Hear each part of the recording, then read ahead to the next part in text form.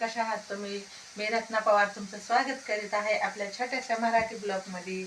मग झालं का तुमचं सगळ्यांचं चहा पाणी? हो का, माझं चहा पाणी झालेलं आहे. आणि मैत्रिणींनो, आज आहे भागवती एकादश. कोणाकोणाला एकादश असते? एकादश तर आपल्या मराठीमध्ये सगळ्यालाच असते. तर मग आज एका भागवती एकादशीच्या सगळ्यांना खूप खूप मनापासून शुभेच्छा. आज आहे शेवटची तारीख, डिसेंबर महिना. आणि उद्यापासून लागला नाही नवीन. आजचं तर आपल्या ना गुढीपाडव्यापासून नवीन वर्ष लागत असतं.